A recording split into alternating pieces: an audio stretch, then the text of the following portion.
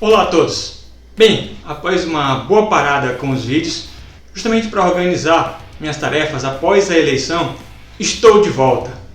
A pergunta que eu faço agora é: como ficou aquele acordo?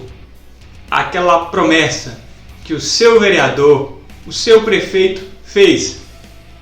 Aquele emprego prometido não veio, não é? Com certeza. Aquela melhoria na sua rua, o poço no seu povoado, também não veio, com certeza. E não virão.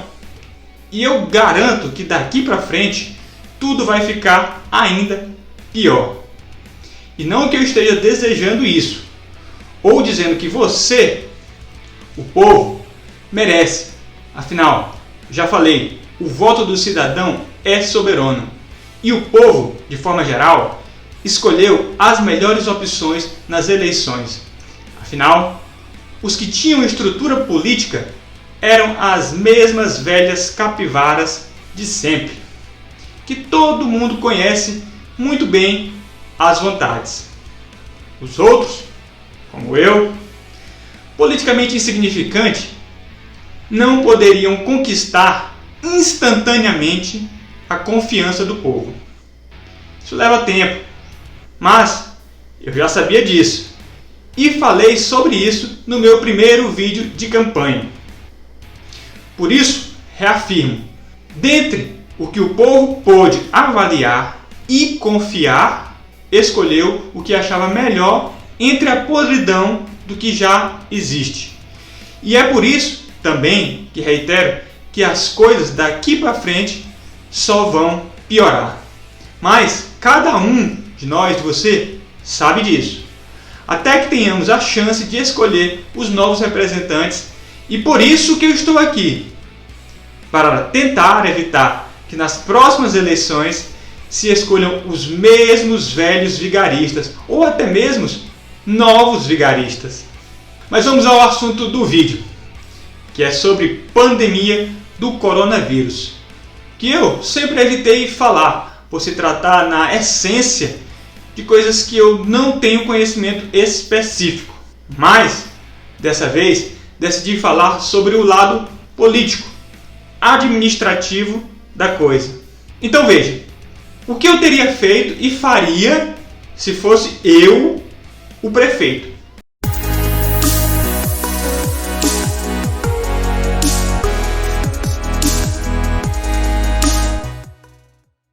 Vamos lá. Para essa avaliação, é claro, tomarei como base a cidade de Caxias e a administração do atual prefeito, reeleito com a maioria acachapante dos votos válidos sobre os demais. Então, ator principal desde o início da pandemia. Apesar do foco ser no âmbito municipal, ao final falarei do governo estadual e federal também. É difícil precisar quando começou de fato a propagação do vírus nCoV 2019, ou como é popularmente conhecido, Covid-19. E até mesmo a forma e a origem do mesmo, se natural, pela ingestão de um animal selvagem, ou originado em algum laboratório de pesquisa. Tanto que há algumas semanas as relações comerciais entre a China e a Austrália foram rompidas por conta de uma investigação do governo australiano para apurar a origem do vírus. E a Austrália não é o único país a fazer esse questionamento. Há vários outros, incluindo os Estados Unidos e o Brasil. A única certeza que há é que já em dezembro de 2019, os primeiros casos começaram a aparecer na China. E por algum tempo, até se imaginou que seria mais uma epidemia que aconteceria ali na Ásia. Afinal, em 2013, um outro vírus, o SARS, que é a Síndrome Respiratória Aguda Grave, transmitido para nós, humanos, através do contato, ingestão ou trato de um animal chamado civet, que lembra a nossa mucura, que por sua vez pegou de morcegos, que são os animais hospedeiros naturais desse vírus.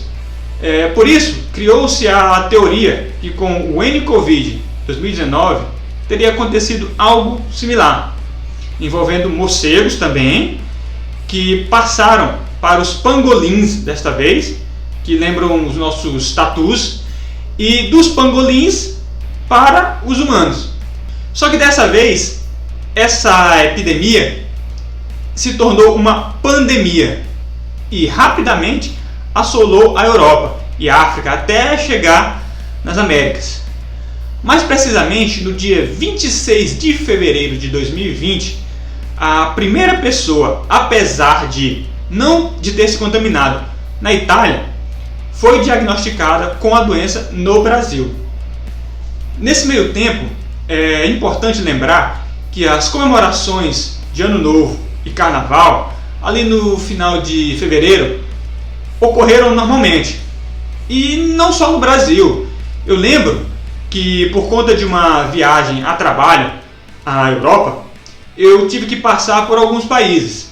E mesmo na França, que estava ali, ao lado da Itália, que já estava com uma situação muito complicada na época, não expressavam, o povo não expressavam tanta preocupação por isso, né? E eu não, claro, como eu já havia lido várias notícias e nascido no interior do Maranhão, né, eu andava ressabiado, eu andava nos locais sem tocar em nada e sem ficar ali próximo às pessoas. Nessa época, infelizmente, não tão diferente de hoje, havia muita dúvida do que fazer e o que poderia acontecer. Então iniciaram-se os debates sobre as medidas proativas de contenção do vírus. E a mais simples de se imaginar, mas mais difícil de se executar, foi o famoso lockdown. Simples, porque a lógica, na sua forma mais ingênua, é direta. Se o vírus propaga de indivíduo a indivíduo, pelo contato humano, restringir o contato cortaria a propagação. O grande problema é que essa ideia não leva em conta a realidade prática, em que é impossível manter isolados toda uma população, mesmo que uma cidade, como por exemplo Caxias, com cerca de 200 mil habitantes, por tempo suficiente a cortar o risco de contaminação indivíduo, que são de 21 dias, que é o tempo médio em que uma pessoa se cura e não transmite mais a doença.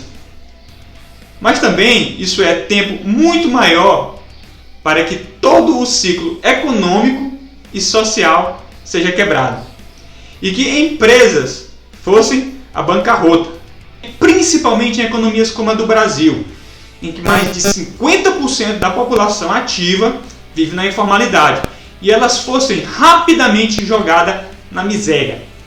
E a fome começasse a levar as pessoas a cometer crimes ou coisas piores. É por isso que eu, se prefeito fosse, em momento algum, medidas de fechamento de estabelecimentos comerciais e atividades econômicas seriam aplicadas, com exceção, é claro, de eventos como shows e eventos similares, que naturalmente aglomeram muitas pessoas. E também escolas, já que no início tudo era tão desconhecido e sem dúvida seria prudente, ali nos primeiros meses, manter as escolas fechadas, mas só nos primeiros meses. Até para ver como melhor prover esse serviço que é tão essencial, garantindo a proteção dos professores e também dos outros funcionários envolvidos na atividade. É óbvio que tudo não continuaria como sempre foi.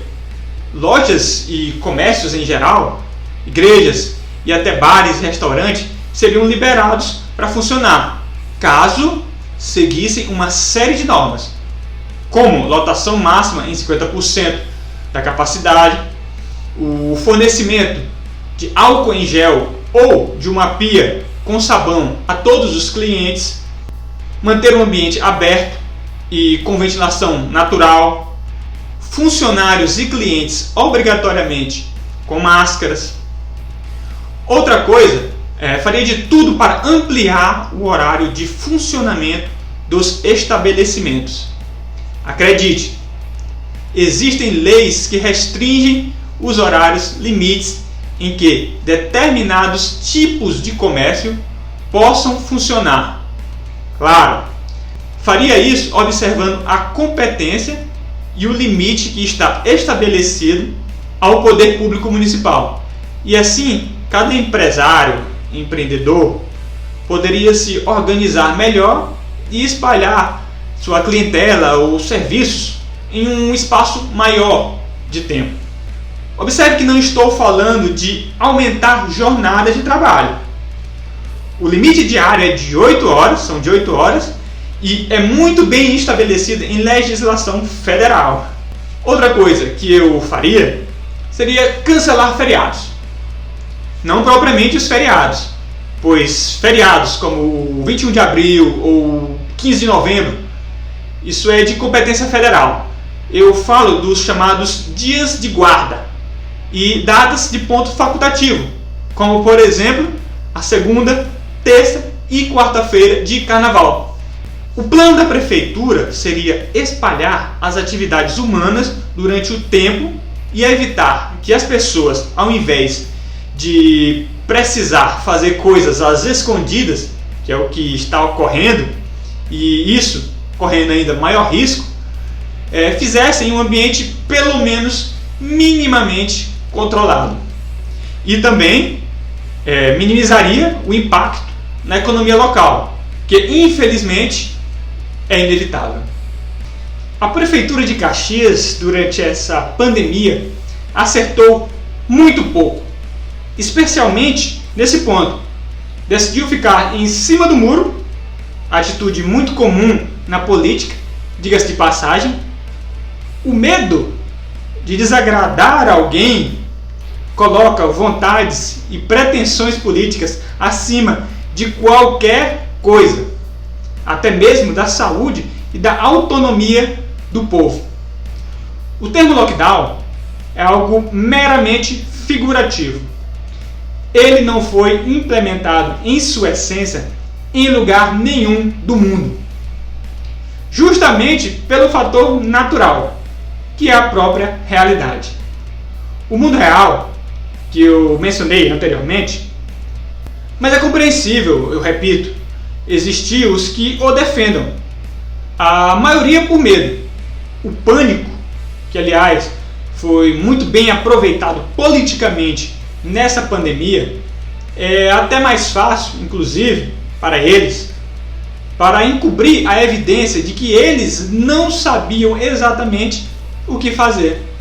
Mas houve sim muitos governantes que navegaram nessa onda, apostando, é claro, que desagradariam menos pessoas e assim poderiam fingir que se preocupam com vidas. E aqueles que questionaram tal decisão, como eu, fui e sou taxado de fazer campanha contra a vida. E essa acusação não me incomoda. Sempre tive a convicção de que tentar fazer o certo é mais importante que tentar agradar todo mundo. E já temos até alguns indicadores de que esse tal de lockdown não foi efetivo. Mas para isso, vamos pegar casos de fora do país, já que infelizmente por aqui houve consenso político a favor desse artifício, o lockdown. Então pegarei de um país com características populacionais e urbanas semelhante à brasileira, os Estados Unidos. E para ser breve e certeiro, vamos avaliar nesse momento apenas esse gráfico. Aqui se monta uma relação bidimensional com mais de um ano de dados, publicado pelo New York Times, entre lockdown versus liberdade, e discriminado a taxa de mortalidade do Covid. agrupando por estados, que lá são 50. E para ler corretamente esse gráfico, note que a linha de Pareto, ou seja, o melhor entre os dois objetivos, vai do canto inferior direito, indicando menor quantidade de mortes, menos restrições ao comércio e ao público geral, até o canto superior esquerdo. São mais mortes e mais restrições. Essa é uma das visões. Mas note também que cada estado possui um círculo cinza, que indica desemprego. Quanto maior o círculo, maior desemprego. E o que podemos extrair desse gráfico? Observe que cada estado está representado em azul, indicando ser governado por alguém do Partido Democrata, que é o partido do atual presidente americano, e em vermelho por alguém republicano, partido do ex-presidente Donald Trump. Muitos usaram politicamente esse gráfico, e uma dessas alegações é que estados republicanos, onde houve menos restrições, houve também menos mortes e menos desemprego. O que, de fato, pode ser observado de forma bem discreta, já que a nuvem da direita aparece abaixo e mais concentrada que a dos estados mais restritivos. Mas isso é cientificismo e pode ser estatisticamente jogado ao acaso, já que os pontos não mostram uniformidade significativa no agrupamento em nenhuma das duas dimensões do gráfico e nem no índice de desemprego. E aqui vale um alerta ao vigarismo cientificista, muito presente nesses tempos. E eu falarei disso logo mais. Mas desse gráfico podemos extrair dois indicadores muito importantes. O primeiro é que os estados se espalham quase que igualmente pelos 4 quadrantes do gráfico, indicando que o lockdown não tem impacto evidenciável sobre a taxa de mortes. E o segundo é que o movimento anti-lockdown, anti-medidas restritivas, também não garantem, não preservam empregos. A conclusão é, infelizmente, não há receita infalível para evitar mortes e nem para garantir empregos. Então, medidas que garantam a segurança da população e aproximem o dia a dia de uma normalidade é o melhor caminho a ser seguido. Bem, voltando a Caxias.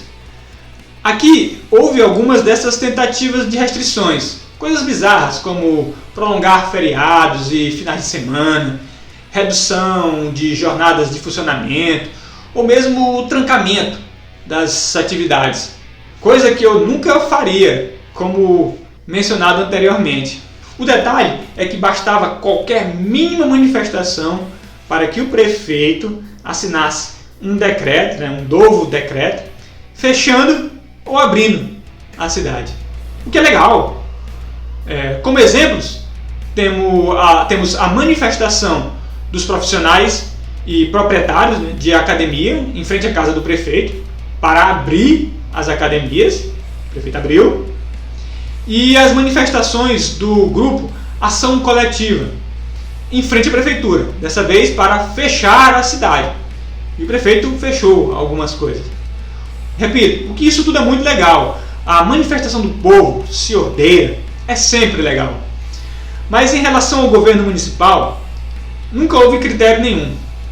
Tudo nunca era pautado por dados verdadeiros ou fazendo parte de um plano maior, seja com a própria Secretaria de Saúde ou com entidades de interesse público ou de outras esferas, sempre com achismo e vamos seguindo. Outro grande erro foi gastar dinheiro com caminhões para desinfetar ruas, cabines de desinfecções e pias pela cidade. Isso entre aspas, porque já que todos esses adereços aí eles foram iguais às decorações do Natal, que é só no centro da cidade e olha lá. Esse ponto é o que tange às questões preventivas. Esse é o único tratamento preventivo que o poder público pode oferecer à população. O outro ponto é o tratamento. É o tratamento precoce, que o poder público deve oferecer à população. O primeiro caso no Brasil foi em 26 de fevereiro de 2020 e o primeiro óbito foi em 17 de março, ambos em São Paulo. E apesar de rápida, a pandemia não se alastrou de um dia para o outro. Tanto é que quando o primeiro caso foi detectado no interior do Maranhão, já se passava praticamente 2 meses do início dos debates sobre o tema. E a essa altura já havia chegado recursos do governo federal para lidar com os efeitos da pandemia. Pouco ainda, mas havia a promessa de muito mais dinheiro. O que deu uma folga para que os gestores pensassem em como melhor usar esse dinheiro. O problema é que a saúde pública do Brasil é de péssima qualidade.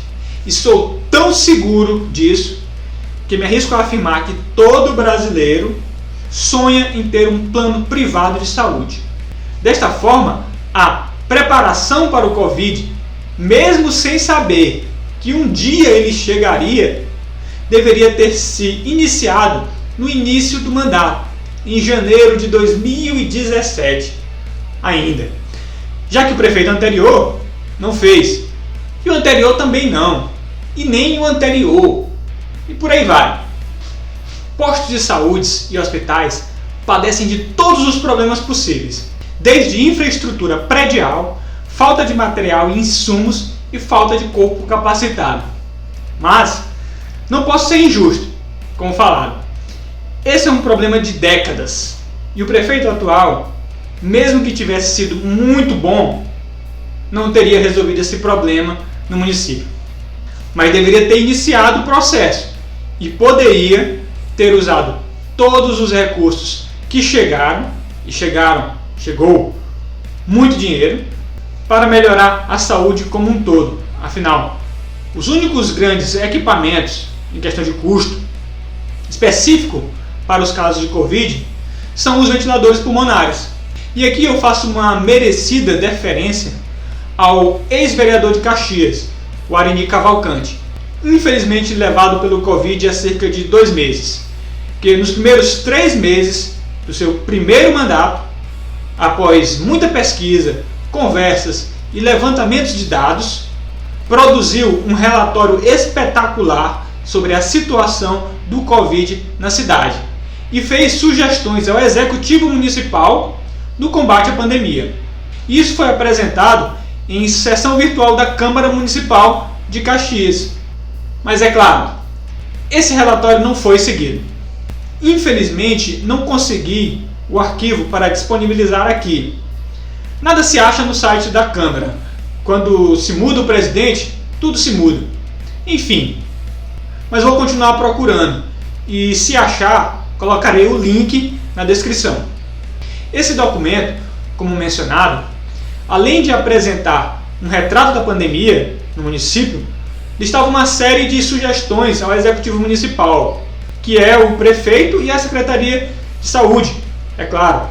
E essas sugestões seriam exatamente o que eu teria feito, se fosse eu o prefeito, que tratam justamente de organização institucional no combate ao Covid.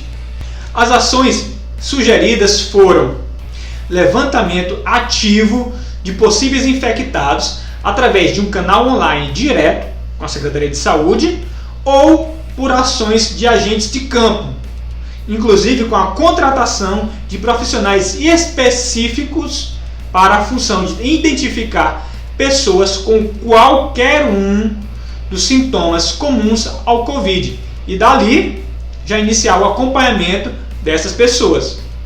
Reorganização das equipes de saúde e da infraestrutura para que tenham em todos os postos de saúde, ou na grande maioria, pessoas devidamente capacitadas, com ferramental necessário e onde possível iniciar já o tratamento de infectados pelo Covid-19. Parceria com todos os laboratórios possíveis para atender a demanda por testes e exames em geral, em especial o VHS e PCR, que são exames capazes de medir inflamações sistêmicas, e o dímero D, capaz de detectar trombose. E aqui fica uma observação. Desde maio do ano passado, já se considera o Covid uma doença trombótica. E mesmo com a escassez de testes específicos para o Covid, os resultados do PCR e do dímero D já eram usados como fortíssimos indicadores da doença, possibilitando inclusive a internação bem antes que o quadro se agravasse. Bem, vale ressaltar que a maioria dessas sugestões tocam no fator organizacional e administrativo. E além dessas medidas sugeridas pelo ex-vereador, eu só acrescentaria que, além de buscar fornecer todo o ferramental para médicos e enfermeiros pudessem melhor trabalhar, iria assegurar que estaria à disposição dos mesmos todo e qualquer medicamento, seja aspirina, hidroxicloroquina, azitromicina, ozônio, ivermectina, anita, enfim, qualquer coisa que eles, em conselho médico, quisessem receitar. Afinal, hoje em dia, a ciência virou sinônimo de certeza. Todo mundo sabe o que funciona ou não funciona para tratar Covid-19.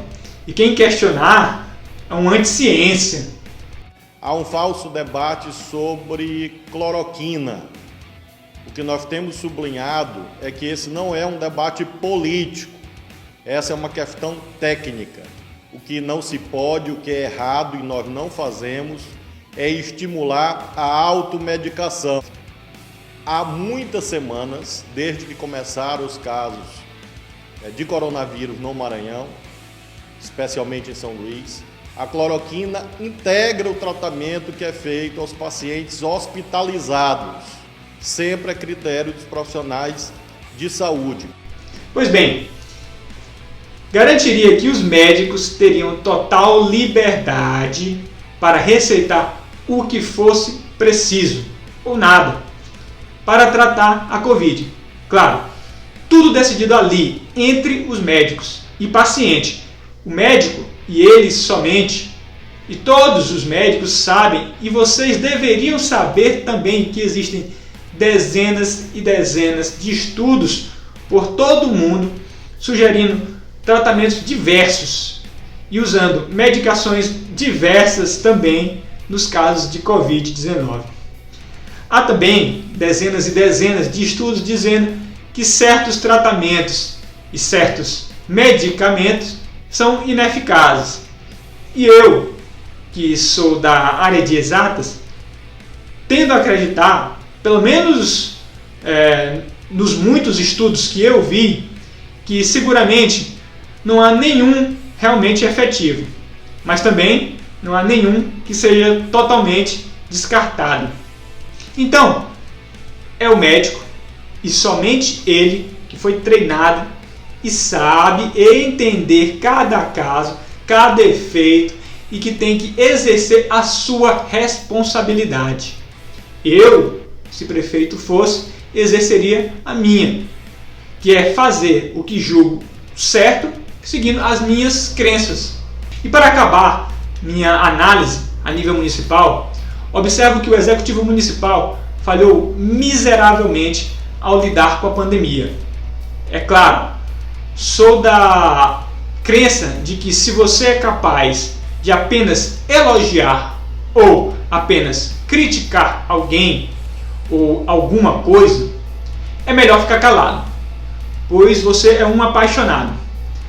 Mas, no caso da gestão atual, para esse tema, pelo fato de não mostrar uma postura sólida no tocante ao combate preventivo e de não abrir as contas dos gastos, que é uma obrigação, não um favor, para que nós pudéssemos julgar para que e como o dinheiro foi gasto, fica muito difícil achar algo a ser elogiado. Mas tem duas. A primeira é que a prefeitura, de alguma forma, se mobilizou e promoveu ações de caridade, e que também entrou na UEMA e captou formandos em enfermagem e medicina para trabalhar como voluntários, que são coisas bem legais, mas enfim, é muito pouco diante do que se viu. Bem, agora é o governo estadual. Quais foram os seus erros e acertos? Assim como os prefeitos, Brasil afora, os governadores também atuaram quase que em consenso. E sem dúvida, a maioria das críticas são sobre os gastos com hospitais de campanha. No Maranhão não foi diferente. O governador Flávio Dino gastou muito nesses hospitais. Mas, ao contrário do que muitos esperam, o que geralmente me veem criticando o senhor Dino com frequência e com razão, não acho que foi um erro esses gastos. Tudo ali no início era incerto. E esses hospitais eram uma salvaguarda no meio da escuridão. Vale ressaltar que o governador também fortaleceu a estrutura dos seus hospitais, os hospitais regionais, e também fatiou o orçamento e mandou dinheiro aos municípios. E esses são fatos, é claro. Todos os gastos devem ser avaliados e devidamente discriminados. Também é obrigação, não um favor, para que justamente saibamos se o dinheiro foi gasto com esse foco ou outra coisa, ou teve gastos ali escondidos. Outra coisa também que eu achei legal foi o governador pressionando as prefeituras, não liberando mais vacinas, justamente para saber o porquê de não se estar vacinando no estado. Afinal, os municípios não estavam informando o ritmo de vacinação. Mas o governador do Maranhão foi um dos que entrou na onda do lockdown, promovendo o fechamento de comércios e atividades e colocando a polícia militar para prender cidadãos que só queriam trabalhar. E isso causou um impacto econômico forte no estado. A Assembleia do Estado até ensaiou ali algumas tentativas de auxílio com a promessa de ser uma contrapartida, mas tudo muito distante do estrago que foi causado, e só serviu mesmo para fazer propaganda no Facebook. Por fim, o governo federal. O maior erro do presidente Bolsonaro foi gastar muito esforço tentando promover o uso de certos medicamentos no tratamento da Covid. O que eu concordo. Como já falei antes, as pessoas, quando ficam doentes, vão ao médico procurando uma solução.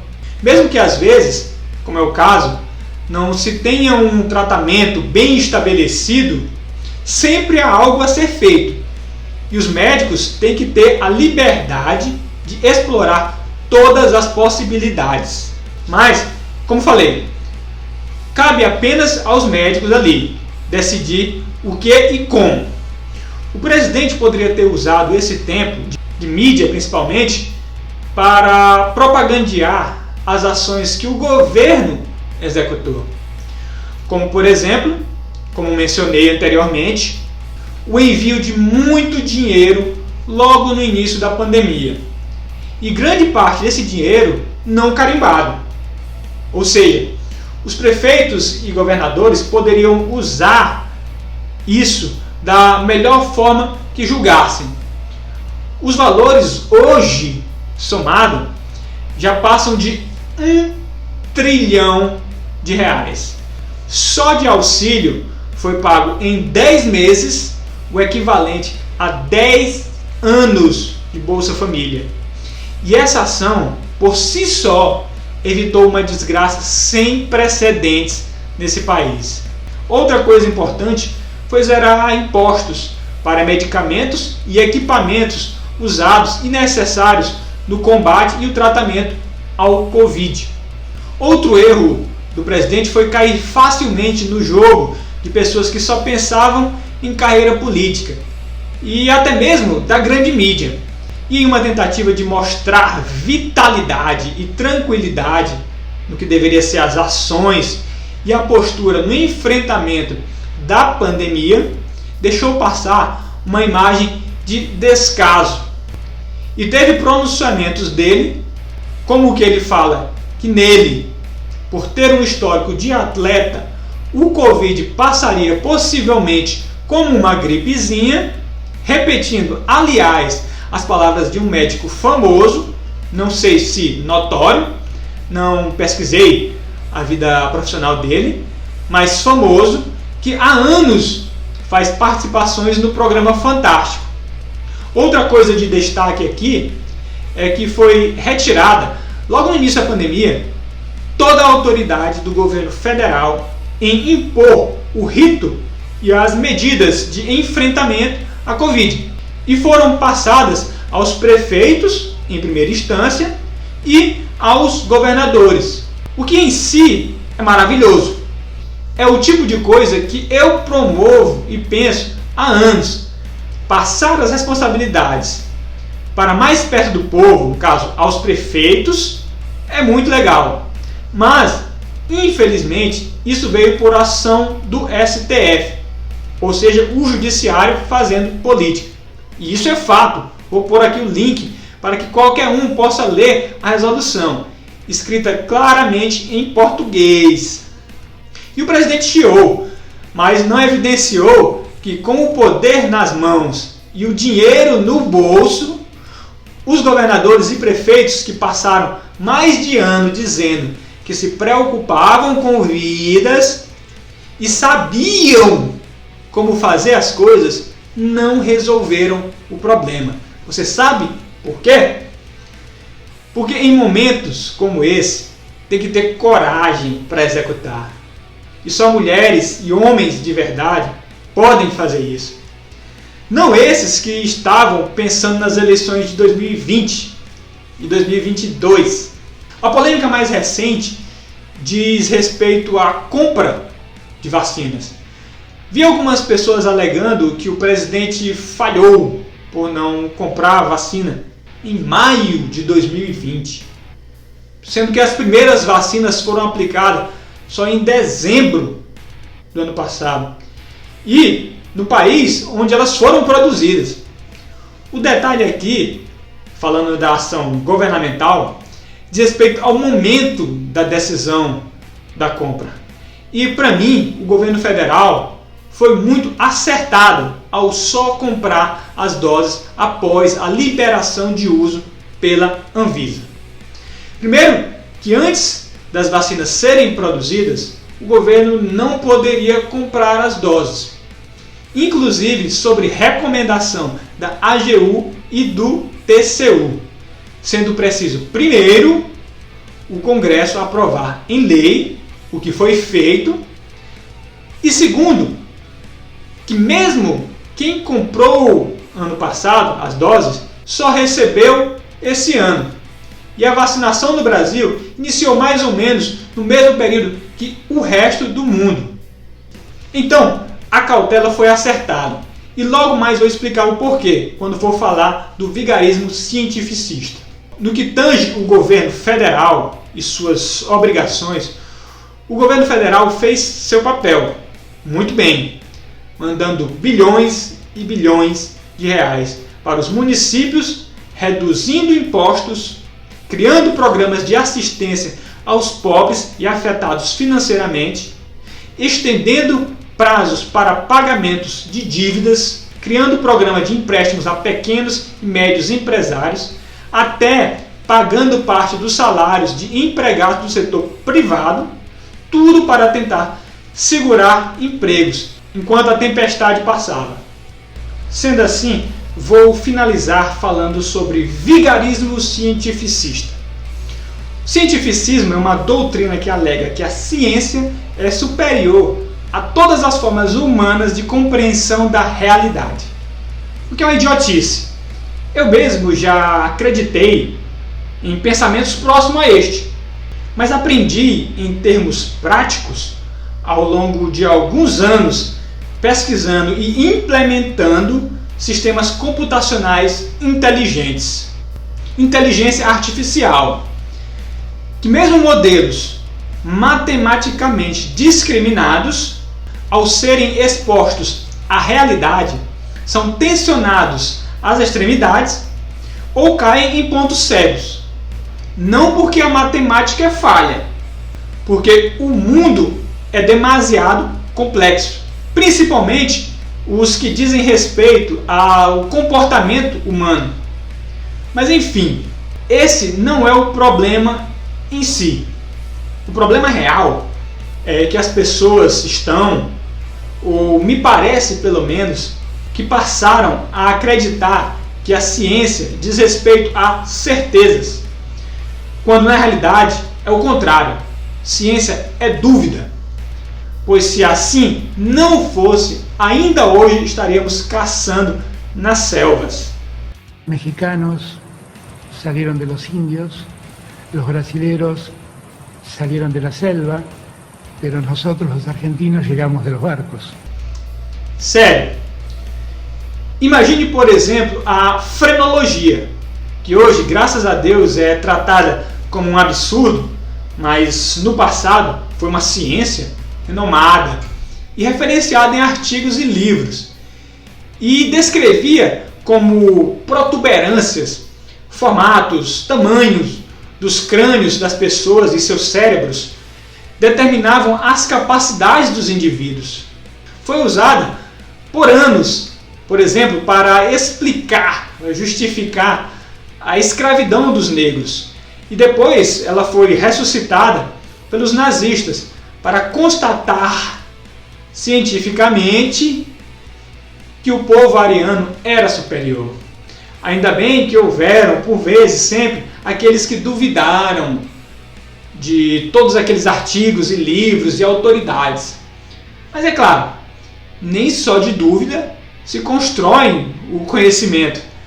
O importante é entender que isso em si é um ciclo de dúvida, experimentação e constatação. Somado a isso, e a crescente incapacidade das pessoas de se questionar e exercer o seu senso crítico diante a exposição de dados ou teses. Como exemplo, veja esse vídeo.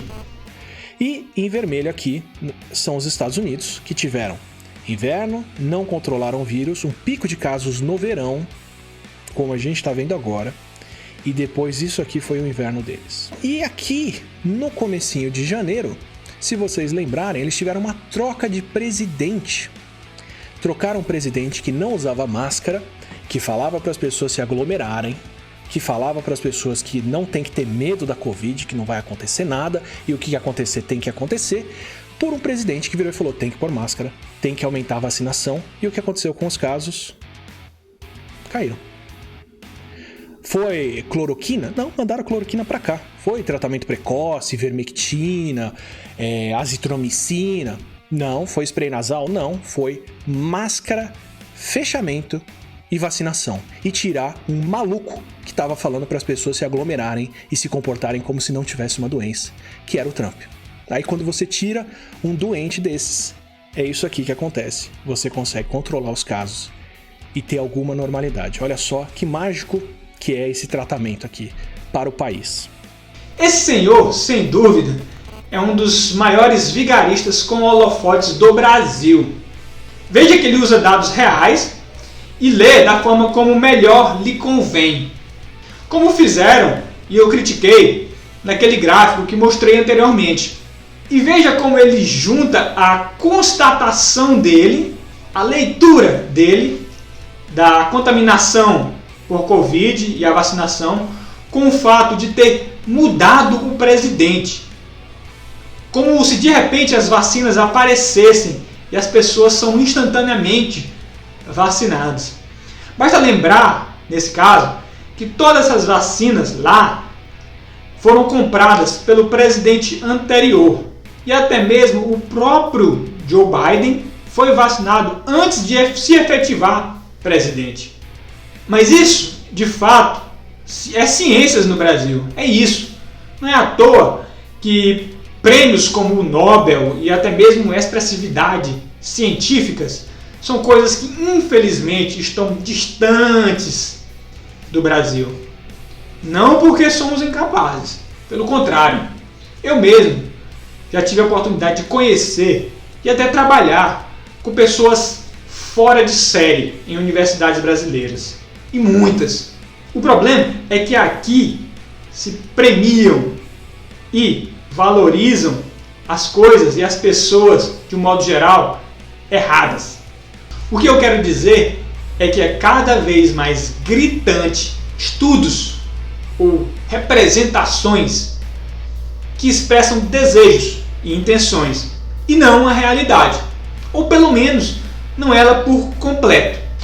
Montar gráficos, por exemplo, é algo muito difícil para que ele expresse a realidade sem cair em viés ou representar reveses. E aqui eu cito um livro que não tem nada a ver com política e é bastante popular no meio acadêmico, o Como Mentir com a Estatística, do Darrell Huff.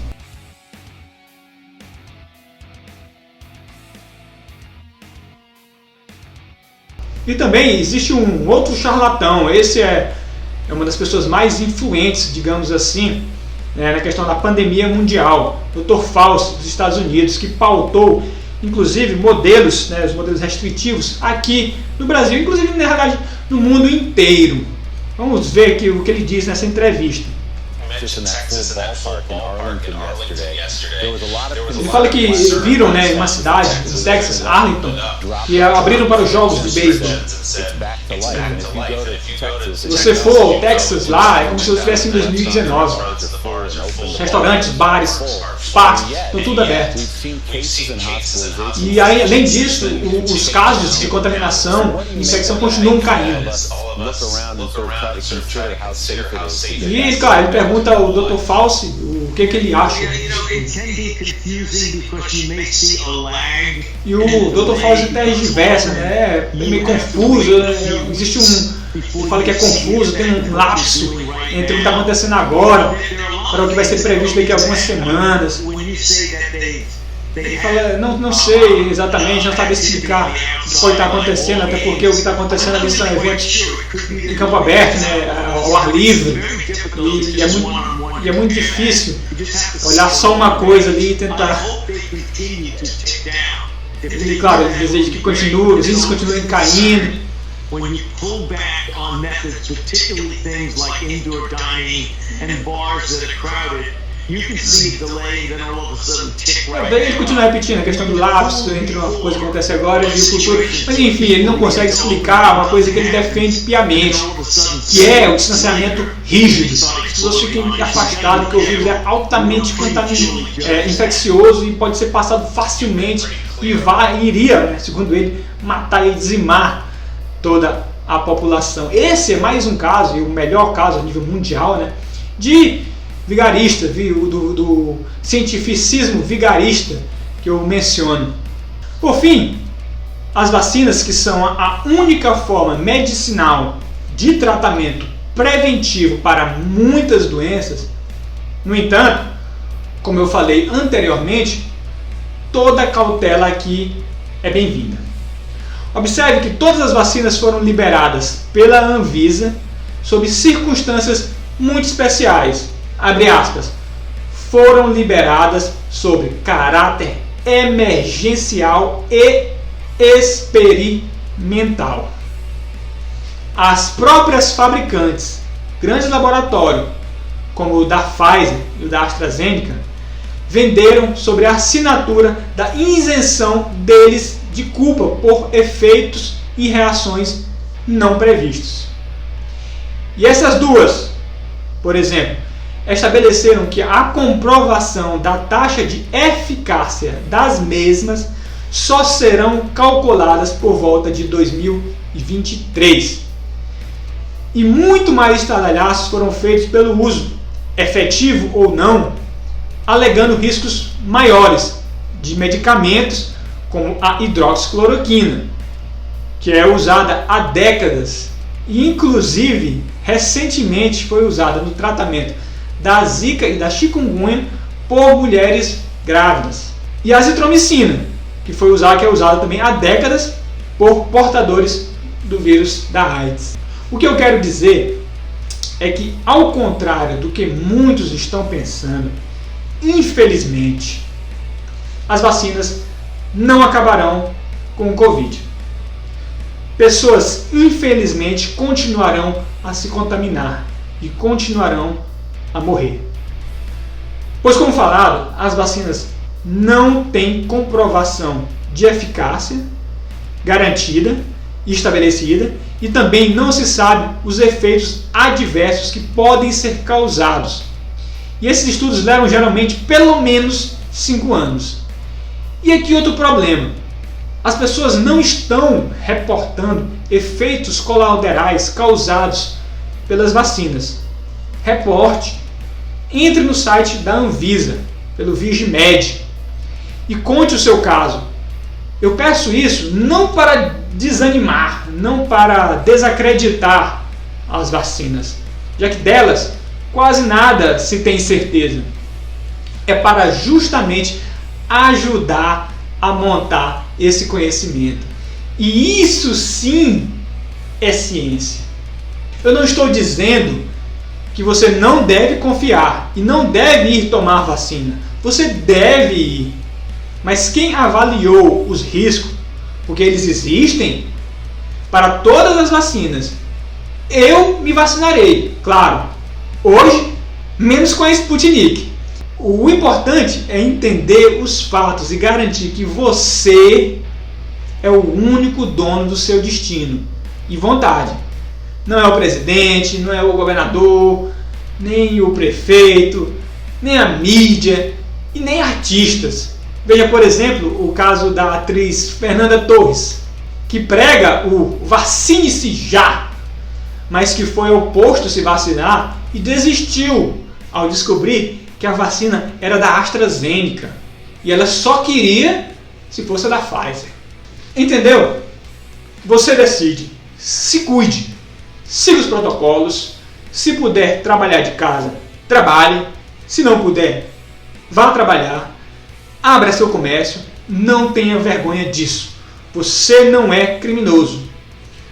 Tome todos os cuidados. Se ficar doente, fale com quantos médicos puder e julgar necessário. E tome o remédio que for prescrito.